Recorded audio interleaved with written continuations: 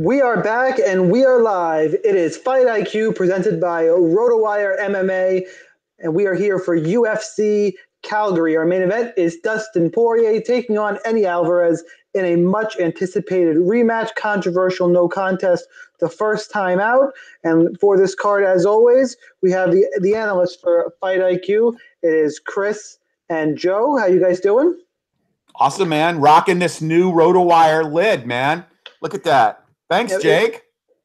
Jake, I didn't get mine, so hook me up. You have my address. Waiting on my shirt, my cap. I want to wear this stuff on the pod, but nothing yet. I'm waiting for winter so I could get a RotoWire hoodie, and then I'll be really decked out, man.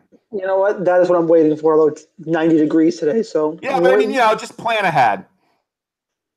I was going to say, if you guys are watching on YouTube, we are always open to questions, comments. Those are always fun. If you're listening to this after the fact, make sure you join us on Fridays on the RotoWire MMA channel. Subscribe there. Subscribe to the pod on iTunes and Stitcher, I believe. Also, make sure you go to rotowire.com/free. Check out all their content.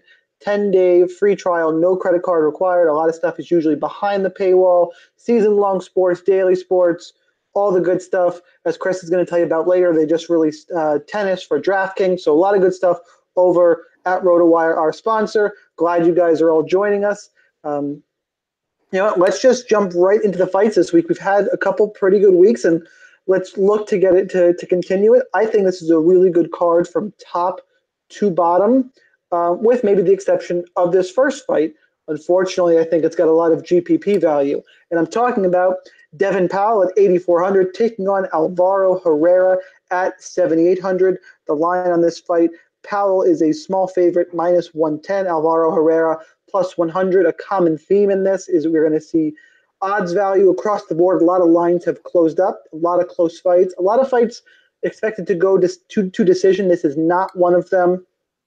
For me, Herrera, the skills in this fight are pretty simple to break down. Powell is a BJJ black belt who bad stand-up, and I don't think his BJJ is very offensively driven. Herrera has big power, but gets caught in subs. Has been subbed twice in a row.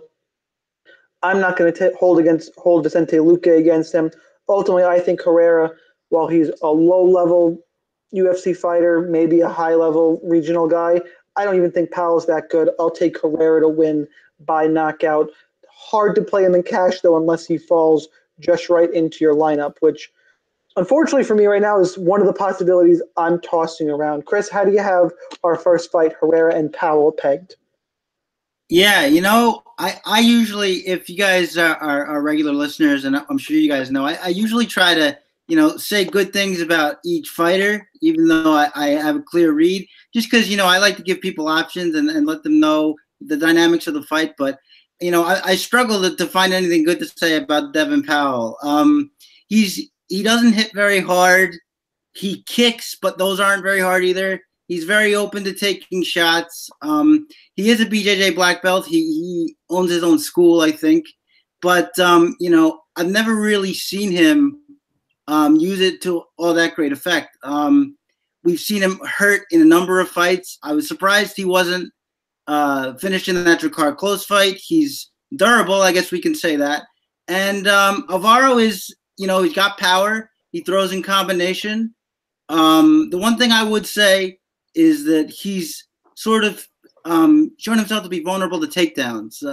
Luque was taken him down over and over again. Then again, that's Luque, who's considerably bigger and stronger than Devin Powell is going to be. So I'm not too worried about that here.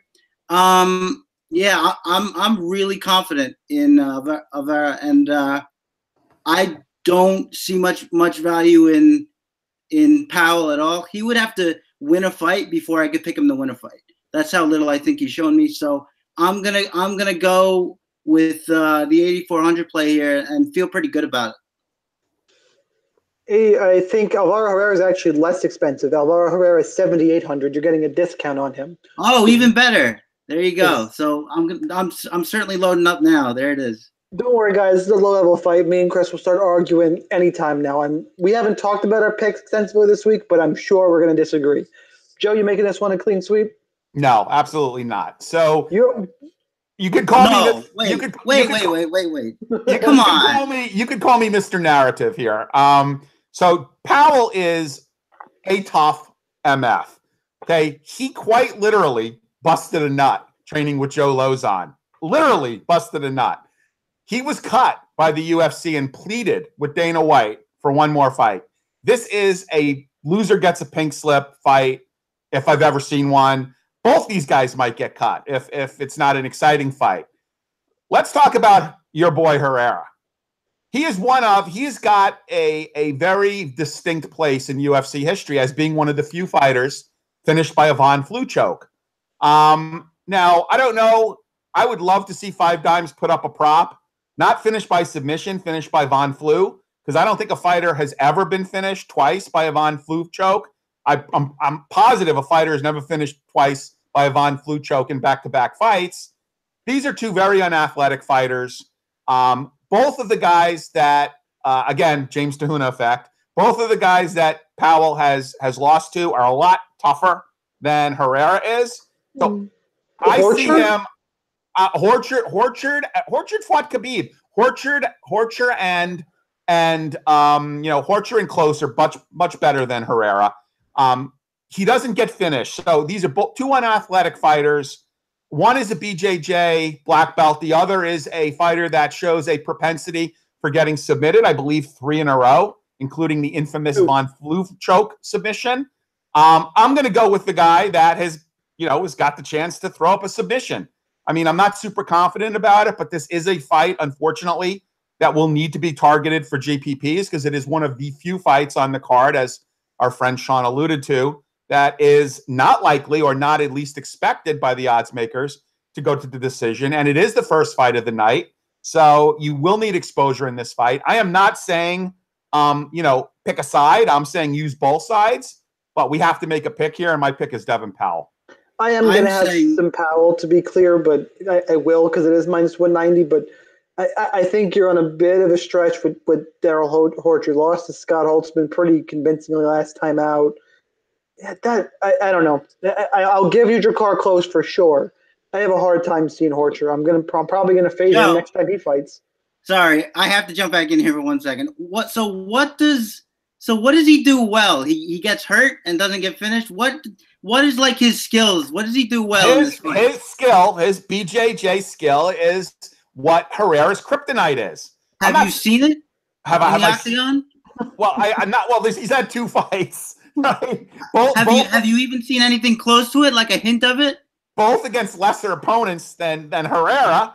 Both against greater opponents than Herrera. Look, I don't love this fight, dude, but you got to make a pick. I'd say weight each guy equally. I understand. Listen, I understand. And look, I'm the last one. I make some crazy picks by others' estimations myself, but this one's throwing me. I got to say. I don't think this is that crazy a pick, man. I mean, look, you got a guy that's been submitted 3 times going up against the BJJ black belt, and not just submitted by a Von Flue choke. I know, but that's kind of a brain cramp. I don't think that's not going to happen again. I mean, that's like a reverse cowgirl necktie. I mean, come on. What the hell? Wait. I mean, the host is gonna rein us in a bit here. We're gonna pull back. I love that both of you guys are fired up, and I'm just listening. I can't wait for the rest of this episode. That was a great line. Yeah. I do agree. I agree with both of you. Just put a bow on this fight. We've talked about it a long time, but God, that was fun. Way too long, considering the fighters. But it's actually going to be one of the more exciting fights. It's one of 5 fights that are scheduled to finish inside of the distance. 5 out of 13.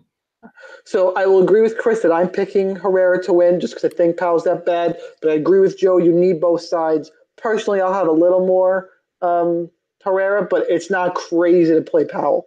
Although I do think it's crazy in cash. I would never play him in cash. Yeah. All right, let's move on from there. A fight that I have a little stronger take on, and I actually want to see what our women's MMA whisperer thinks. It is Nina Ansaroff at 8,500, taking on Randa Markos at 7,700. The line is closed on this one as well. Of course, I don't have it up on my screen right now. What's it, 1 plus 135, Markos? Smaller than that now. Nina Ansaroff minus 130, Randa Markos plus 120. Really has tightened up. a little bit of line value there, and it is some that I agree with, actually.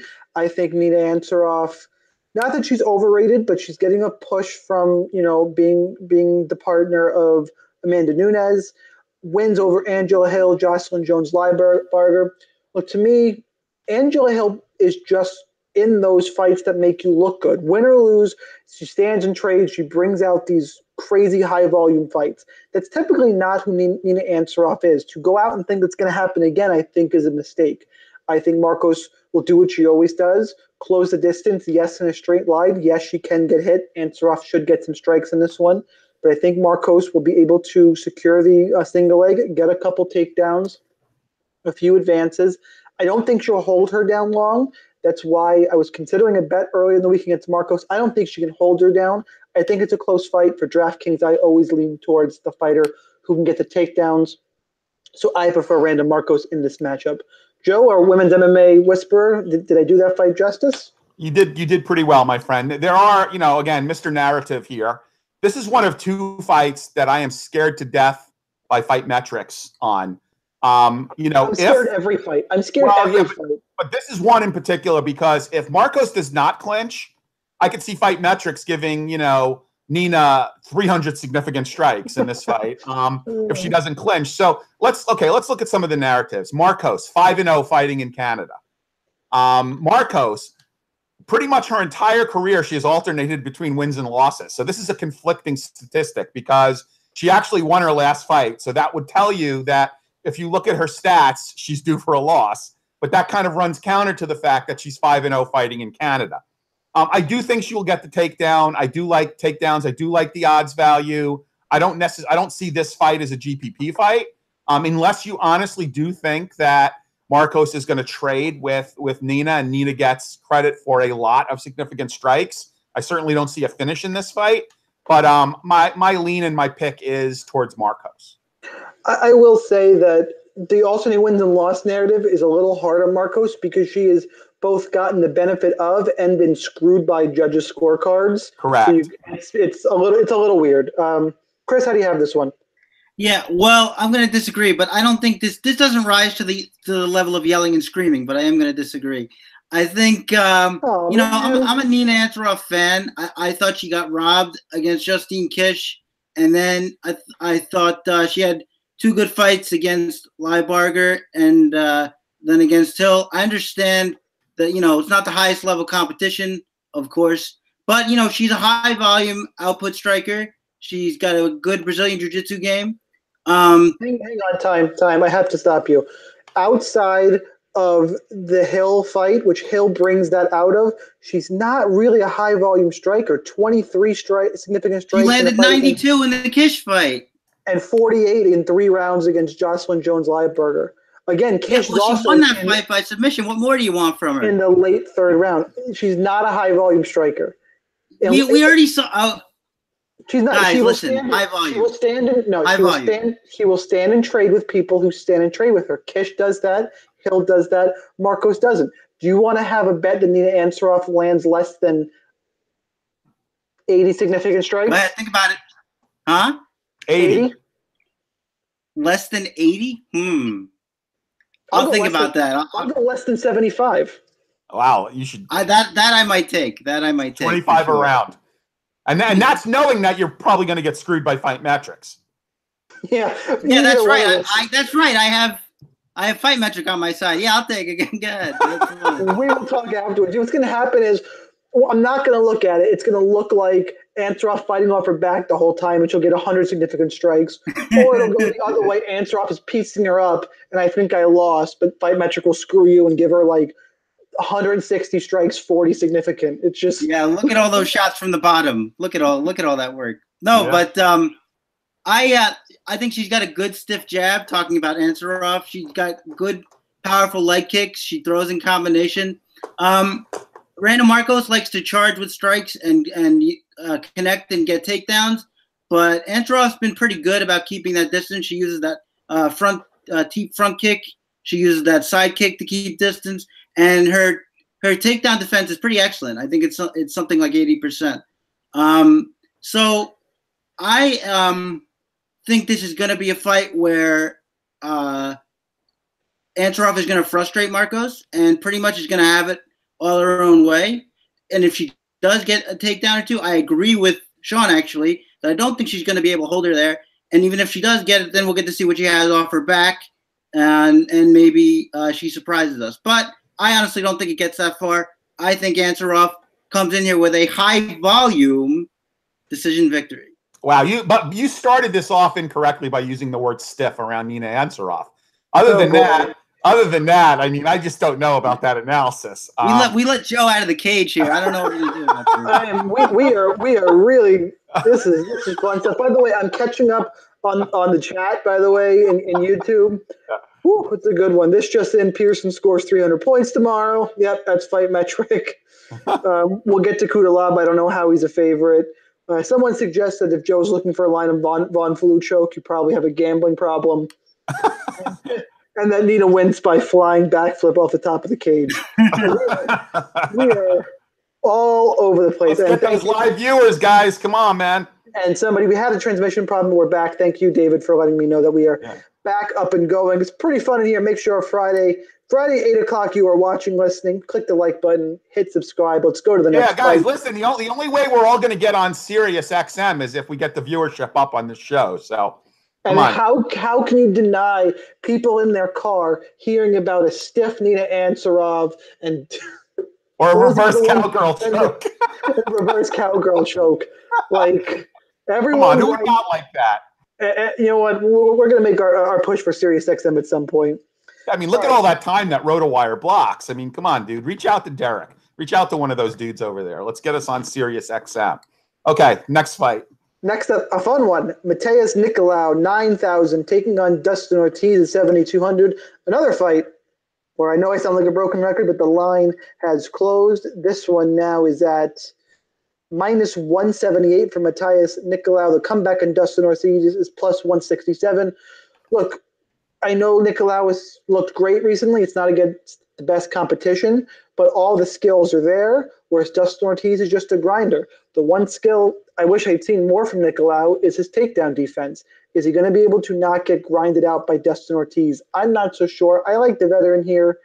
No, I don't think I can pick him straight up, but I think he's going to make it a closer fight than the DraftKings price. I think the line is about right.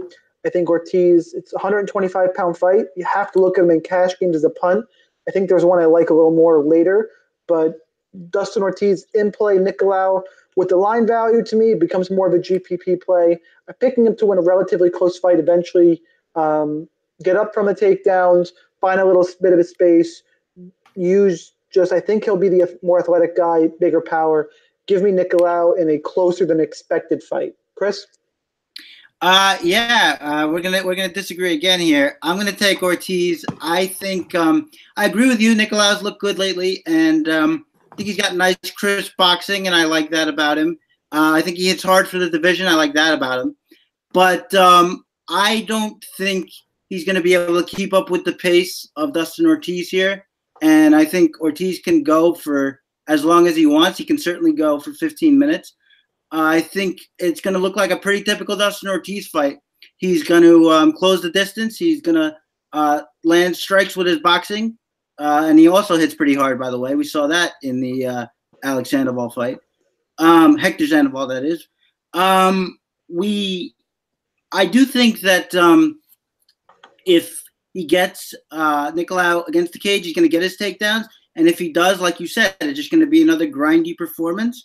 And at 7,200, I'm not concerned at all about the score. I think he plays well everywhere in GPP and cash. And I like him to win the fight with his usual smattering of takedowns. So I'm going to take Ortiz here and feel pretty good about it. Joe, you on the grizzled veteran or the new young gun? Oh man, you guys all have to forgive Chris Olsen. He lives in central New Jersey, and there's a lot of radon that seeps up through the ground. I love to hear your explanation about this one. Go ahead. Nicolau I see him as a top 5 contender. I love him big here. He is a Brazilian Jiu-Jitsu black belt, a great submission grappler. If Ortiz goes to take him down, he is going to be sorry. I got Nicolau inside the distance. I even have a wager with somebody that Nicolau scores more points per dollar in salary than Joanna does. and I'm pretty confident I'm going to cash that. I think Ortiz is a gatekeeper. He's a tough fighter. He's lost to some really inferior guys, in my opinion. I think Nicolau has got the great coaching. From Novo and Yao to he jumped. Where did he go? He went someplace to help tighten his game up. I really love Nicolau. Any weakness in line should just mean people should go out there and buy more of them. I feel that way about a fighter we're going to get to in a little bit. Now, these next two fights, let's try and speed through them a little quick. One, because they're interesting fights. They're bad for DFS. Both of these next fights are just not good DFS fights. And as entertaining as the first, 20 minutes of the show was, we are running a little long. Yes. Katlyn Chookagian, 8,700, taking on Alexis Davis at 7,500. The line is minus 145 on Chookagian. Davis at plus 135. Look, Chookagian's going to pull a Holly Holm, do her bullshit and win a decision. Alexis Davis needs takedowns to win this fight. I suppose she could get them. I think Chookagian will be too fast for her. Davis fading somehow as the number 3 ranked flyweight in the world, which is friggin' hilarious. I like Chookagian to get a decision that is low scoring for DraftKings. Joe? So this is the other fight that scares me to death by Fight Metrics. And it's a good point. What I would suggest people do is do not count strikes, count grunts. So every time you hear count that as a significant strike, because you know that Fight Metrics is going to give her a significant strike every time she grunts, regardless of whether she hits anybody or hits air. I might be 80% Chookagian just based on that. Yeah, I think at 8.7K, I don't see her as a great play for DraftKings. I think the finish prop is off the charts. However, if there is a finish in this fight, I do see Davis getting it and not Chookagian. Davis has got the ground game, the jiu-jitsu game. I could see her getting a few takedowns. Chookagian has showed decent takedown defense. But in her last fight, I believe Carmouche took her down. I could certainly see Davis getting this to the ground. But I'm with you. I think this is a relatively bad fight to target for DraftKings unless you're going to play a little bit of the dog at 7.5K. And she has that outside chance for a submission victory, although it is really an outside chance. But I'd have to go with the odds value here. I'm going to go ahead and pick Davis to win. It's not a strong pick, but I just, Chookagian grunts more than she hits. I'm scared with Fight Metrics, but I will take Davis here. Chris, Chookagian, Davis. I'm going Alexis Davis, and pretty comfortably again. I just think that, as you guys are alluding to with the grunting talk, she has a lot of trouble finding her range. She doesn't really land all that much, although, again, as we'll see what Fight Metric has to say about it. But and it's true that she was taken down by Liz Carmouche, but don't forget she was deep on 2 or 3 subs in that fight and almost stopped it more than once. She was getting lit up by Liz Carmouche on the feet because Liz Carmouche knows how to counterpunch. I don't think Chookagian does. I think that when Alexis Davis charges forward with her strikes, she's just going to get backed up, as we've seen her do before. And I really think Alexis Davis is going to control this fight. If she wants to take it to the ground, she can do that. I think she can overwhelm Chookagian if she wants to do that. I don't think Alexis Davis is just going to stand in space and let Chookagian have like a slow kickboxing match with her. I expect her to push the pace, and I expect her to get the win. Sorry, there's a comment in the YouTube chat that if you were listening just about this point, you'll see it pop up. Just go to the YouTube replay chat. I literally can't bring it up, but it made me laugh pretty hard out loud. Who is it from? Just go look. You'll see. John Makdessi, 8,900, taking on Ross Pearson at 7,300 in a fight of 2 guys who have either hung it up or about to hang it up and are back. And it's just, look, Makdessi at 8,900, they're going to stand and trade. Makdessi's the kickboxer. Pearson's the boxer. I always favor the kickboxer. 8,900 is crazy for a guy who I think is just going to stand and trade. And I don't see there being a finish here. I think Pearson is still game. He's not good, but I don't think he'll get finished. So I will take neither of these guys, really. I'll take Makdessi for the pick. But at 8,900, I want no part of a guy who is retired and then come back. Pearson was on a 4-fight losing streak, broke it in a win against Mizuto Hirota, where he scored 59 points. So give me Makdessi for the win. I'm probably going to full fade this fight and just hope it goes to a decision. Chris?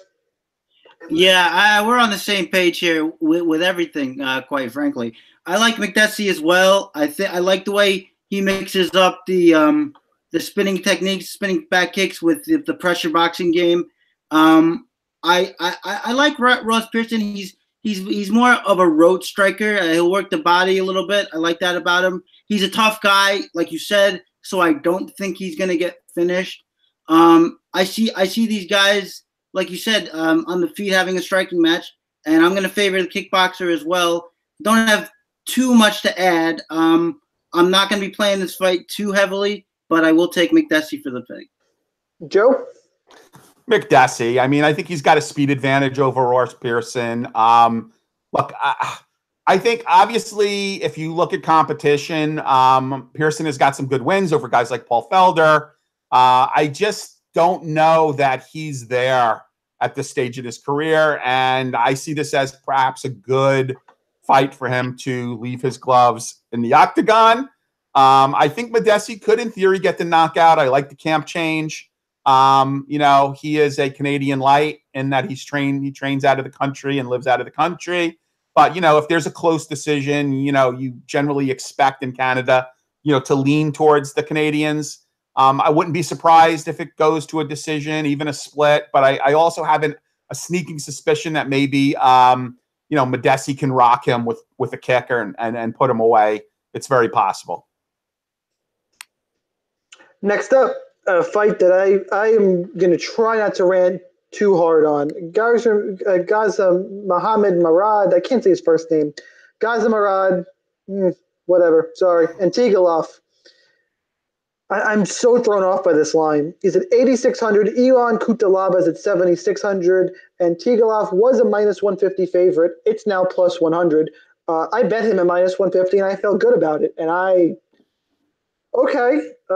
sure. So now there's no line value whatsoever on Antigulov, making, if you are a statistical player, him hard to play in cash. And Ion Cuțelaba becomes line value cash play. I disagree with it. Personally, I see Ion Cuțelaba is live to a knockout. He's going to pressure hard and try and get the early finish. I think, though, that plays into Antigulov, who in the first 30 seconds of all of his fights, he's going to look for a takedown.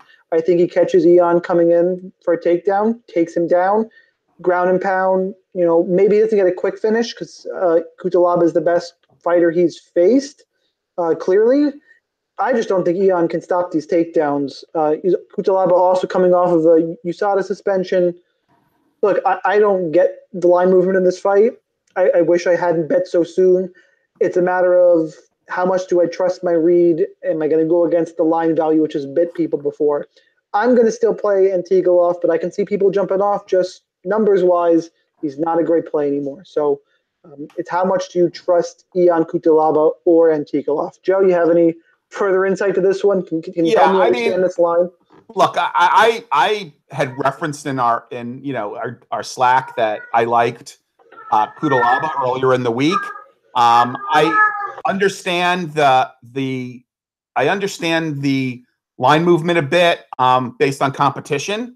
There is also a distinct Khabib connection here where, I don't know if you guys realize this, but this guy it's not like, the other Magomedov where, Khabib called him cousin out of respect. This guy literally cooks Khabib's meals and is trained by his dad. Anti he's definitely got that skill set. Cuțelaba is powerful, man. I've been a fan of this guy. I mean, he fought Serkinov. He was 21 years old, right? He's only 23 or 24. I mean, he is a really solid, hard-hitting fighter, powerful wrestling. I agree. This is another good fight to target because this fight has definitely got a very high inside of the distance prop. So I would definitely have shares of both sides. I guess I'll go ahead and pick Anti to win. I do understand some of the line movement, but this is definitely a fight to target, and I would definitely recommend having both sides. Chris, who you got? Yeah, I share your concerns, Sean, that he won't be able to stop the takedowns, and if he doesn't, I mean, we saw in the Cirkunov fight, Cirkunov gets one takedown in the third round, gets the arm triangle locked up, and jumps right over, no resistance whatsoever, and just gets the tap. Now that was a couple years ago. Maybe things are different, blah blah blah. But we can only go by what we see, So I don't know. It kind of worries me for a guy at this level against a hard puncher like Cuțelaba that he's just going to put his head down and try to barrel in. I think if he gets caught doing that, he's going to go to sleep, and I think he can get caught. Another thing to note about Cuțelaba is, although he's known as a striker and he is a powerful striker, he's also a Greco-Roman wrestler. We saw a lot of that in his Jared Cannonier fight, and I wonder if he will try to put the top control grappler on his back and see what he can do from there. That'll be interesting if he does go that route. But yeah, the takedown threat does scare me. I'm gonna have to have exposure to both sides of this fight because I think it's gonna finish and I think it's gonna yield a lot of points. But I don't know. His lack of takedown defense scares me. So I think I'll have a little bit more Antigulov, but don't discount Cuțelaba out there for a big knockout. And remember, Cuțelaba is coming back off the juice. People are saying that's right. They trust him now because in our chat because the drug test won't be till after the fight, which is interesting. I still think Cuțelaba gets mauled here, but if the fight plays out of range for any distance, any length of time, he has the advantage. I have to concede that. It's not a lock pick, but I like the odds. I like him more now.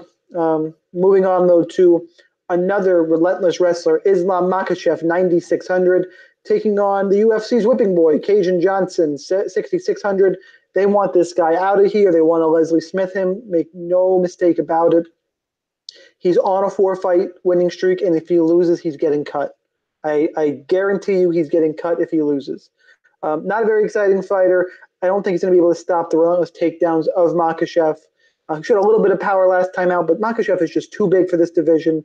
I think he steamrolls Kajan. He's a -600 favorite. I wouldn't overanalyze this one. I'm going to play as much Makhachev as I can handle. Chris? Yeah, it's going to be interesting because Kajan Johnson is going to have to find a new style of fight.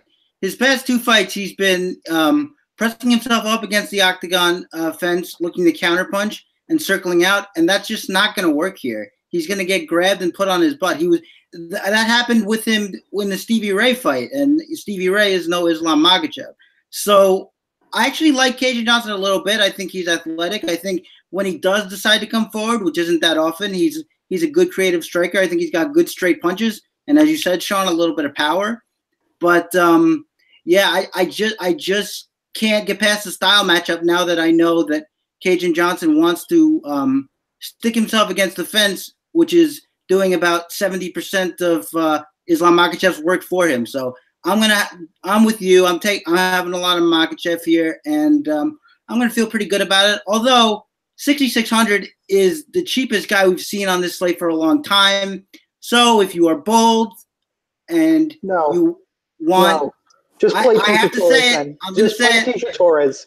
I'm gonna say it. If you are bold and you think, look, when Kajan Johnson wins, that's basically what he scores, 66, 67. So if you think he can somehow take a slow decision here in a GPP, go for it. Otherwise, take your Islam Makhachev. By the way, in his 4 wins, he has not cracked 70 points, and 2 of them he won 66 points. He's only gotten that twice. So who the hell knows? Joe, how do you have this one? So I have to apologize to the millions of our live listeners here that I actually got my Russians mixed up. It's Islam Makhachev that has the Khabib connection. Cooks Khabib's food. Khabib's father trains him, not Anti. So I mixed that up. Apologies. The interesting thing here is how much the UFC actually hates Kajan Johnson. For those that don't know, he spoke up at the UFC Fighters Conference, and they continually have fed him to guys that they hoped would beat him so that they could cut him. First to Martins. Guess what? That didn't go well. Then to Stevie Ray. That didn't go well. So they progressively are giving him tougher guys to fight. And now I think is it. I think Kajan Johnson can take the L here from Makhachev. One word of warning, though. Makhachev is not a lock in GPPs. Again, this is not a fight that is thought to be finishing inside the distance. So at 9.6K, he is much better of a cash play than he is a GPP play here. I'm not saying don't play him in GPPs, but just realize if this goes the decision to decision, you may not get the 12x that you need or that I think you need to win a GPP. So I like him a lot more in cash than I do in GPPs. I agree with that. Moving on, Hakeem Dawodu, 9,400, taking on Austin Golden Boy Arnett at 6,800. Dawodu, one of the biggest favorites on the card. He is currently sitting at minus 375. The comeback on Arnett is plus 335.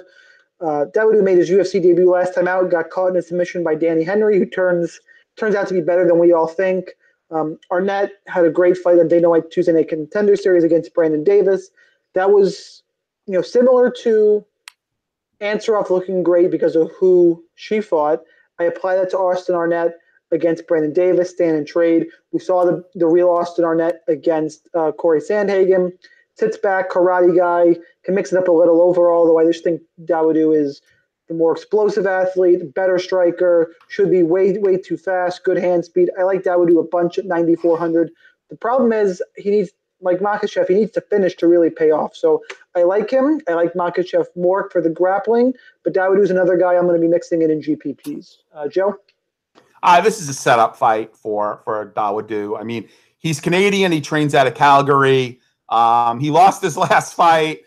This is a fight that the UFC wants him to win. I think he's got speed advantage here. I do think he'll get the finish. If anything, Austin is going to engage. I don't see him retreating or trying to keep away. I see this as a relatively early finish. This is a guy I do like in both cash and GPPs because I do think that this is one of those fights that is likely to go to finish. So I'm all Dawodu. Chris, what do you got? Yeah, Arnett has a good jab, I guess. That's about it. I think that this is a really good style matchup for Dawodu. Dawodu really likes working the body and particularly going the body-head combinations. We saw Corey Sandhagen light Arnett on fire to the body. So I really like the style matchup from that perspective. The one thing I would say about Dawodu is I don't think it was an accident that Danny Henry caught him with that right hand. If you watch his PFL fight, he's open for that right hand. And in the Seiler fight, it was landing over and over and over again. Danny Henry caught him once, and that happened to be it. So keep that in mind. But ultimately, I just think that Dawodu is going to be too fast. I think Arnett's too hittable, and Dawodu is too powerful, and I think that spells an early finish. Next up, Alex Morono, 8,100, taking on Jordan Mein, also at 8,100. Look, this is a really interesting fight, and just based on some of the options we have, both the high and the low end, I'm probably not going to end up going there in cash, especially because Morono, I think the guy packs power. He does get wild, not very technical. I think he's live to a finish because he hits hard. We saw him knocking out or hurting and submitting Josh Berkman is nothing, but he hurt Nico Price, which is a little something. I like Nico Price as a prospect. Jordan Mein, though, should be the more technical striker, more fluid. If anyone's going to get the fight to the ground, it's Jordan Mein. I think this is a pick 'em for a reason. I think this is a really good matchmaking. I lean towards the guy who hits a little harder, and Jordan Mein is fight old. He is really fight old. He's 42 professional fights. I'll take Morono, but again, just based on my other options, I'm not sure how much exposure to this fight I'm going to have. Chris? Yeah, you know what I was thinking when I was watching some Jordan Mein tape? He really reminds me just as sort of like a fighter mold of, at least to me, of Corey Anderson, in that I always think whenever he has a good performance, I think, oh boy, there it is. He's turning the corner. And God help me, I thought it again with the Eric Silver performance. He looked so good in that fight. He was mixing up everything. He was landing combinations from different angles. He was getting takedowns. double leg takedowns, trip takedowns, using his kicks to the body. I mean, it was just a virtuoso performance, and I loved it. And Alex Morono, look, he's definitely powerful. He definitely, I mean, he can throw in combination. He's a Brazilian Jiu-Jitsu black belt, although he doesn't really bring the fight to the floor, so he doesn't use that so often. But you know, he's just the kind of fighter who will pressure you and try to draw out the counter. And I'm not sure that's the best strategy with a guy like Mean, who I think is a deeper striker, a deeper MMA game overall in general, I would say. So yeah, I think I like Mean here. I know that it's sort of risky to pick Mean because there is a narrative around him. Sorry to maybe steal your thunder, Joe, but there is a narrative around him that I think could be true, where if you try to pressure him, he sort of quits, which could be true. But we saw him be aggressive in his last fight, come forward, take the center from Eric Silva, who is usually the guy who comes forward. I expect him to do that here. I hope he does do that here. And I think if he does, he's going to put on a performance and possibly get a finish. All right, let's head over to Captain Narrative. Joe? Well, so, yeah, the big narrative here is that, you know, one, Mean is actually retired before. Two is he's actually one of those guys that's been groomed essentially from birth to be a fighter. His dad still fights. His dad is in his 50s and still fights. So, you know, this is one of those guys that, you know, like you said, he's very shop worn. He's like 102 in fight years. You know, I don't have a strong sense of who's going to win this fight. You referenced Morono, you know, hurting Price. Taken into account the fact that Mean retired, and is he fighting on this card because it's a Canada card? I'm going to give my lean to Morono. It's not a strong lean. I think you should have some of this fight in GPPs. I think it's on the cusp of whether it goes to decision or not. So you should probably have some of this fight, but I would not. I'd run from this in cash, and I would, you know, have a fairly equal a weighted amount of each guy. All right, we're on to the main card. Before I do that, I want to do one more reminder. Everyone go to rotowire.com/free, 10-day free trial, no credit card required for all their usually paid content. Check all that out. Give all of us a follow on Twitter. We do appreciate it. At the DFS Sniper with one S, at Real Chris Olsen, at Sun Tzu. That's enough of my voice saying that. Let's get to the main card. Main card first up, Olivier Aubin-Mercier, 8,300, taking on Alex Hernandez, 7,900. The line on this fight also has closed and it was already tight to begin with. Aubin-Mercier now a -110 favorite. Alexander Hernandez plus 100, so the line moving Hernandez's way. Joe, you know how I feel about OAM. You were there with me in Brooklyn when he knocked out Evan Dunham. If this gets to plus money, I might pull the trigger here.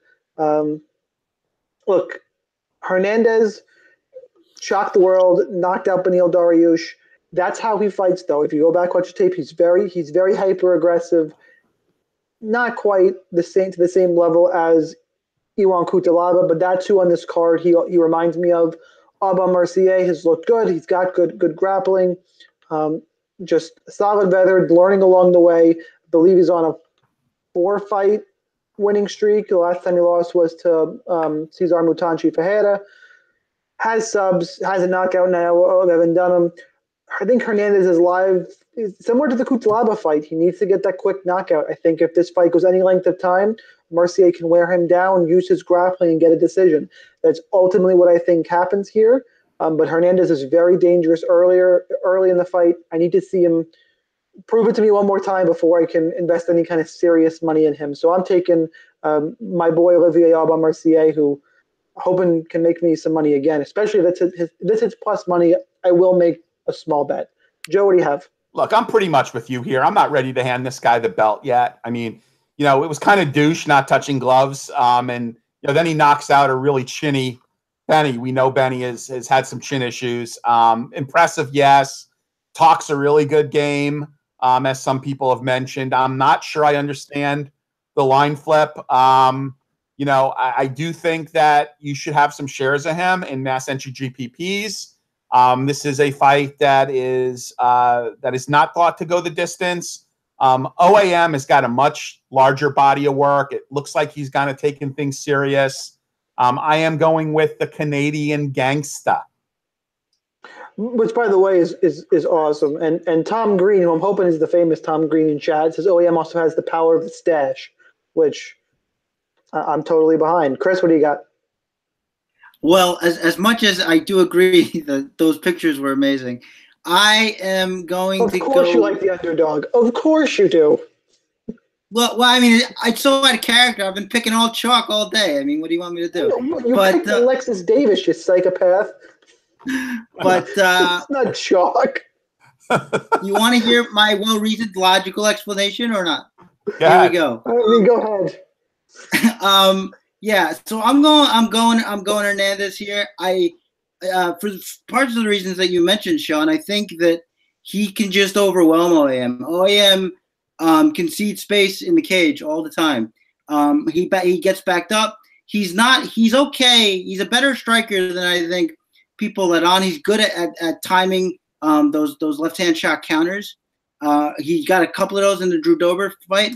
But that's the other thing I wanted to mention is he gets cracked all the time. He got put on his butt in that Drew Dober fight. He got hit hard by Evan Dunham once for as long as that fight lasted, which wasn't very long. But I just think that he's going to play right into Hernandez's hands here. He's going to concede space in the octagon. He's going to allow Hernandez to get off all of his crazy strict kicks and high-amplitude strikes. And I think it's going to pay dividend. I think he's going to be overwhelmed, quite frankly. I don't think this is a good style matchup for him. I think a lot of his takedowns are very much against the cage trip takedowns, so I don't think he's going to be timing reactive doubles or anything like that. I think Alex Hernandez, I guess since you guys don't believe in him, I'll say shocks the world again, even though I have all my faith there. So, yeah, I'm going Hernandez, and again, feeling pretty good about it. By the way, he can't be your hot take unless you say he's going to win by decision.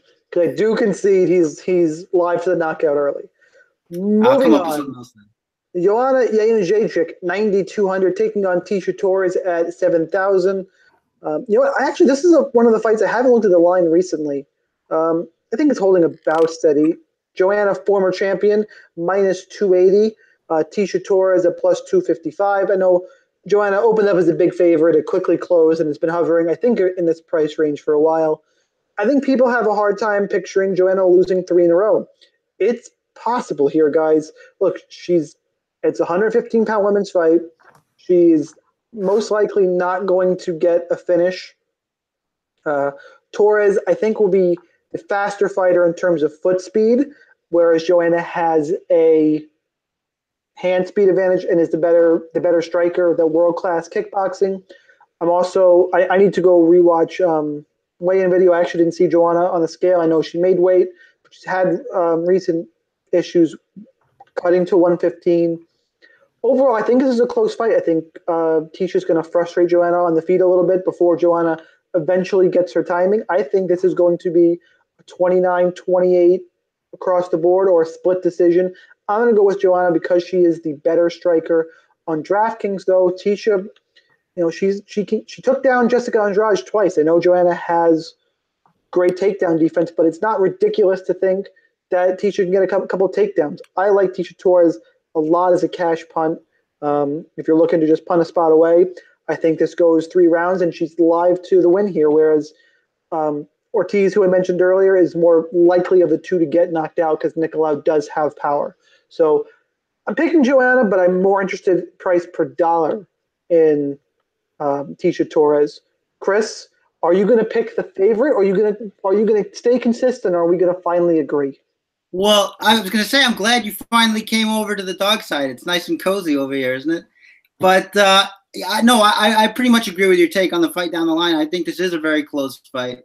Tecia Torres impressed me in that fight against Andrade. Her ability to stick to a game plan.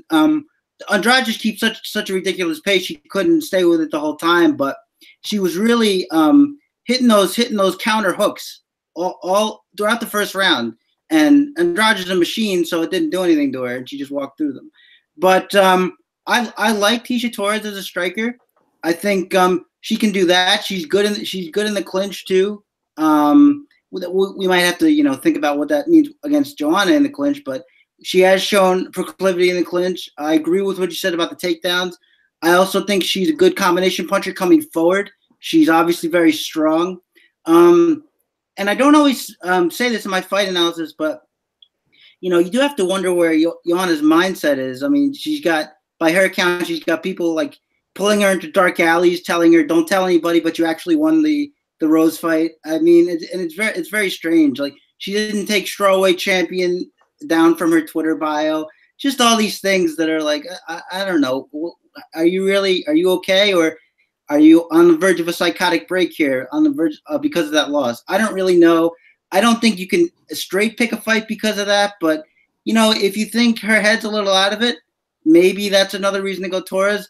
Ultimately, though, I think, Joanna showed some good things in, I believe it was rounds 3 and 4 of that second Rose fight, using those leg kicks to disrupt a lot, to get her game going. And when she does, we know that she's a good volume combination puncher. She's got a nice stiff jab. But I would really caution against picking her here, because I just don't think that she does enough to win, a 3-round fight at 9,200. So if I'm going to go anywhere here, I'm probably going to go with the dog. The official pick, I guess I'll go Joanna just to mix things up, and I hate to agree with Sean, so we won't do that. But yeah, I think that it's either dog or pass for me. Looking into chat, there's some decent discussion going on. First, Aisha Cross says, Sun Tzu, please get Alex on this pod. So work on that. Can Torres, and I'm guessing that means Alexander Hernandez, but who knows? Maybe another Alex who wants to join us. If he's funny and picks all underdogs like Chris, we will consider it. Tom Green asks if Torres can get in on the reach, or is she going to get jabbed all night. I think she'll eat some jabs in her way in to the clinch and to close the distance, because she's so damn fast. And Aisha Cross also says JJ has too much volume for Torres. That's why I think ultimately she wins a decision. Joe, how do you have this one, and any response to those comments? Well, it's hard for me to do the analysis for this fight and not give my hot take at the same time, which I know we generally wait to the end to give. However, the way I look at this fight is, first of all, I think JJ is going to win, right? However, look at Tecia Torres has got a win against Rose Namajunas. And I would argue that she could have very easily gotten the decision in the second fight against Namajunas. I actually had Namajunas in that fight, and I was sweating balls on that decision, because I honestly, as watching that fight, thought that Tecia won it, because Rose refused to take that fight to the ground where I thought her strength was. So you have a fighter here who could be 2-0 against Rose Namajunas, the champion, who's beaten Joanna twice. Okay. Impressive fight against Andrade. I mean, Andrade is a beast. Did get a couple of takedowns, scored actually quite well. My hot take is that I think Joanna wins the fight, but doesn't score more than 71 points. And at 9.2K, I do not see her as viable for cash or GPPs. I will be extremely underweight to the field in my mass entries, and I will run and hide from JJ in cash. But I do like Tecia in cash. I think she's got a really solid floor. All right, we're on to the co-main event. Jose Aldo, 8,200, taking on Jeremy Stephens at 8,000. This line continues to close as well. Have you noticed the trend here? Actually, has this line flipped? It has flipped. It's flipped, baby. Jeremy Stephens is now the favorite at -120. Aldo at +110. Look, it comes down to how is Jose Aldo shot? Is he reliving Renan Barão? 2 losses and is broken. The new Nova União guys are on a fall. Aldo might not be re-signing. His time in MMA looks like it could be done, or before he goes over to Ryzen, but that's a story for a different podcast. Jeremy Stephens has looked better than he's ever looked. He's been in the UFC 12 years, hard to believe. Look, until I see Jose Aldo totally fall off, he's lost to Max Holloway twice and then knockout to Conor McGregor. I can't go all in on Stephens because we really haven't seen Aldo fall off. He looked good for two rounds, and he played into Holloway's game plan and fell off. And then Holloway finished him in the third. This is a 3-round fight. Stephens is has all the confidence in the world, but he could finish Aldo in that he counterpunches really well, and obviously he hits hard. Big knockouts of Doo Ho Choi and Josh Emmett. Again, it's one where I think it's aligned right. And I think both guys have sneakily low floors. I'm not sold on the floor of this fight at all. I think both guys actually have better ceilings. I think Aldo, if he wins, will get a high volume decision, and if Stevens wins, it's a knockout. In terms of the pick, skill for skill, I still think Jose Aldo wins. It's interesting he's plus money. I can't bet it. Can't be heavily invested because of all the narratives. So, Joe, any additional narratives that I missed for this really good co-main event? Yeah, I think you said it pretty aptly. This is all about the narrative because skill for skill, Aldo should dominate this fight.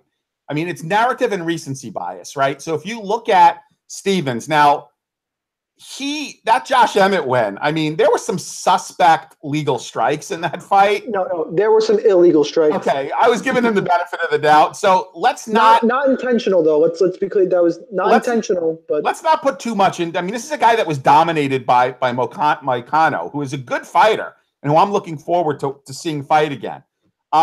Skill for skill, Aldo should. Well, which Aldo? The retirement talk. That's all going into the narrative that's flipping the line. Because skill for skill, this fight should not even be close. But are we going to get the Aldo that dominated Frankie Edgar? Or are we going to get, the Aldo who kind of like gassed out against Max Holloway? And Max Holloway maybe took his soul in the second fight. I mean, he has, if he wants to use it, he should have a huge ground advantage.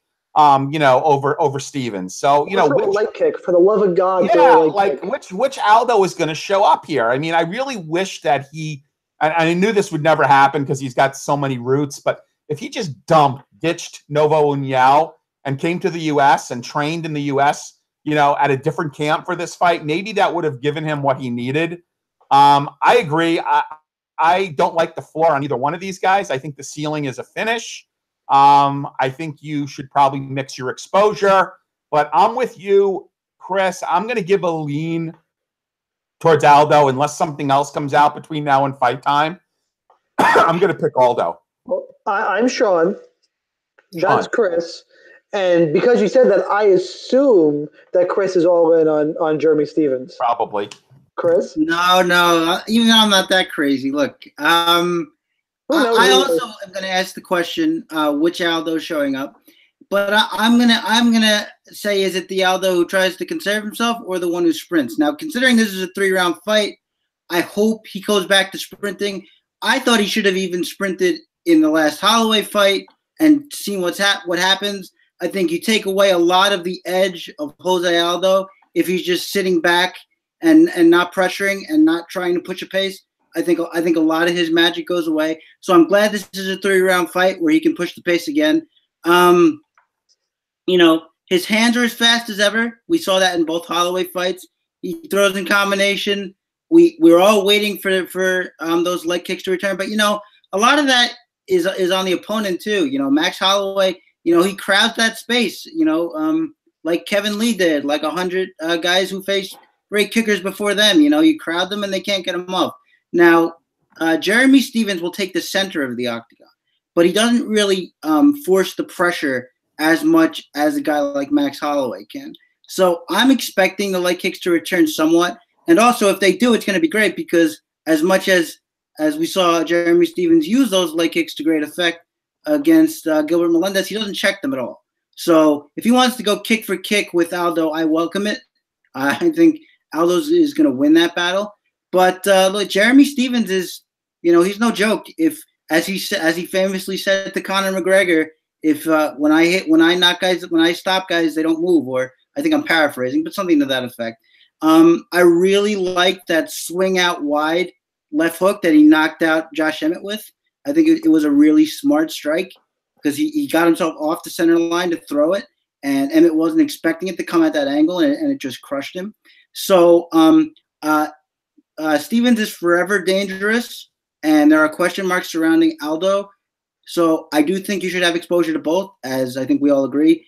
But as for the pick, and maybe this is kind of my heart talking, although I do think it's skill for skill as well, I'm going to go with Aldo here. All right, moving on to our main event, a fun one. Dustin Poirier, 8,800, taking on Eddie Alvarez at 7,400. Eddie Alvarez is the dog in this fight, plus 150. Dustin Poirier is a minus 160 favorite. Look, I just think, I said on another podcast, you saw a quote from Eddie Alvarez saying the way to win this fight is through suffering. No one's willing to suffer more than him. And I get it, that's admirable. When you're going to a fight willing to accept damage, it's just a bad optic for me. Poirier, faster hand speed than Alvarez. We saw it in the last fight. I think the left hand is really going to be an issue here. Alvarez does have a path to victory through some wrestling if he were to use it, but I think they're going to stand and trade, and Poirier has good enough movement to be able to avoid that. I think it's a close fight. I am going to stack in cash. I actually suspect they might. Everyone's thinking they're going to come and swing wildly, like the round two that was, candidate for round of the year. I think it's going to be a little bit more measured. Both still have fine ceilings. I prefer Poirier. I think he's more likely to get a finish. I love the way he's been looking, constantly improving. And as I touched on quickly, I do think the hand speed is really, really going to be an issue here. So give me Dustin Poirier. I think I'll have plenty of this fight in GPPs as well. Chris? Yeah, I think Dustin Poirier is just the better technical fighter here. We saw it in the first fight that was giving Alvarez so much trouble. He works the jab, he circles out, he slips to the side, moves his head, comes back with the counter. I just think that if he's gonna outfight a guy like Alvarez, who's just looking for the brawl, I think he's gonna frustrate Alvarez, and I think he's gonna get pretty much whatever he wants. Now, the interesting thing here is we know that Dustin Poirier really hurt his leg up very badly in that Justin Gaethje fight. So it'll be interesting to see if Eddie Alvarez tries to go there. He doesn't throw leg kicks as a matter of practice where, it's a consistent part of his game, but he certainly could if he felt like that was something that would pay dividends, and it would in this fight if he chooses to go that way. I think what happened in the first fight was, Poirier was sticking to the game plan very well, and then when Alvarez got hurt, he got the fight he wanted, which was two guys in the pocket swinging. And Alvarez has been in that situation 100 times. He knows exactly what to do, and he caught him. I think if Poirier stays smart, he wins this fight, and he might look pretty good doing it. But if he ends up wanting to trade with Alvarez or letting his ego get the best of him or rushing in too hard for a finish, I think he could be surprised by Alvarez here. But the pick is Poirier and a potential stoppage here as well. Joe, break down our main event. So picking up on the theme of looking good doing it, I am going to select the fighter with salon quality hair. That's Dustin Poirier. My concern, and Chris kind of touched on it, is the book is out on him. I mean, Jim Miller hurt him badly with leg kicks.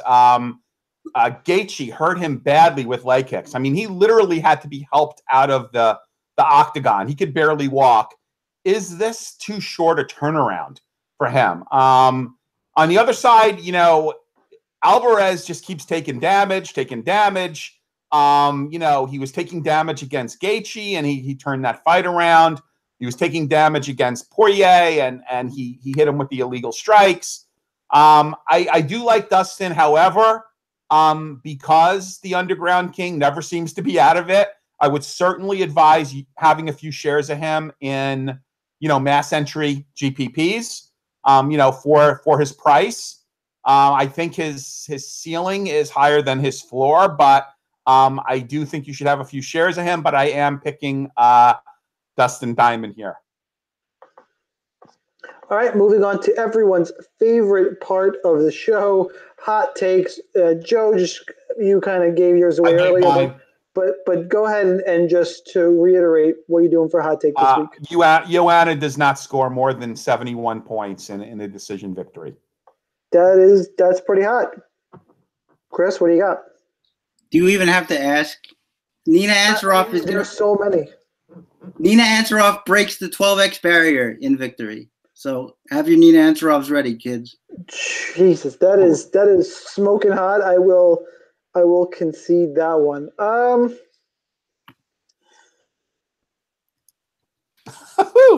You know what? I want to go directly against me. I want to pick an aggressively high number here. Randa Markos hits. Let's say do some quick math. Randa Markos 13x. Wow. What? Ooh. I love that we're head-to-head competing. That this is going to be my fight of the night now. I'm going to disappointment viewing for everybody. Yeah, my other hot take, Sean, is that I fear that next week Chris may be homeless because of his house under a tent for radon. So I am worried, Chris. I have an extra room here, so we could kind of, you could do the pod up at my house. I'm just worried about that radon kind of creeping into your psyche there. It looks pretty nice over there. I might take you up on that. Yeah. We're going to go back to this in a second because I can't end on this, but I want to bring it up in chat. Dave LB says his hot take is Arnett by finish. Joe, you want to explode there? Well, Dave, is he serious? Is he being serious? I have no idea. And who is this guy? Dave LB? Dave LB. You can find him on chat. Dave, make sure you find us all on Twitter and restart this. Yeah, and DM me and I'll send you a map to local methadone clinics. I applaud the boldness.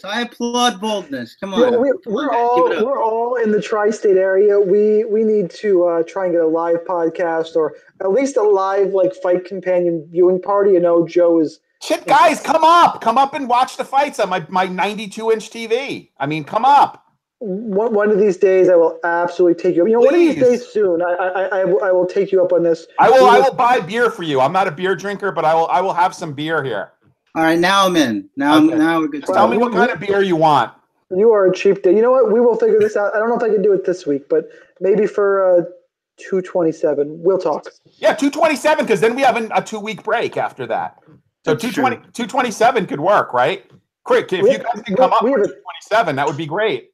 We have a 3-week break. 3-week break. Okay, so I think that'd be perfect, man.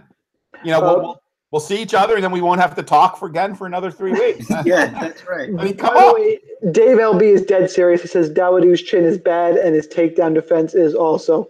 Whew. Okay, I mean, I want to see. This guy should have the nuts in DraftKings then, because that is a hot take. Look, please send us all head-to-head requests. I know Joe is Sun Tzu. I know I'm Cactus Jack too. Chris, what's your DK name? Somerset. SOMMERSET. Dave is continuing to talk. I know we're going a little long, guys, but you should definitely join this chat. It's going off. He says you're all going to PayPal me $100 if Arnett wins or what. Talk to us on Twitter. Legitimately follow all us on Twitter. I'm not plugging for follows guy. I want to make sure that Dave has this. At Sun Tzu, SUNTSZU.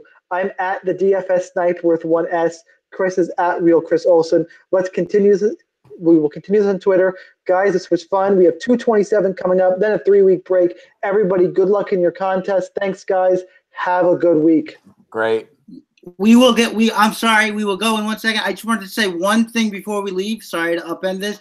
But if you guys are RotoWire subscribers or thinking about being a RotoWire subscriber, I just want you to know that we have redesigned our website, and with that redesigning has come our DFS tennis analysis.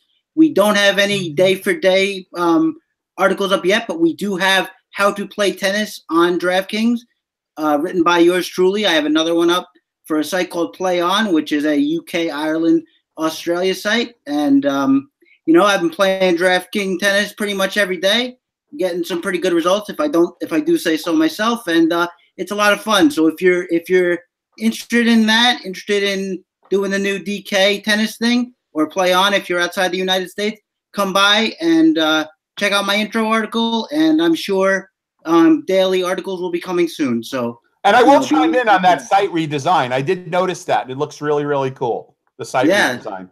We're making moves, man. We're making moves. There we go. Yep. All right. Take care, guys. Peace out. Bye-bye.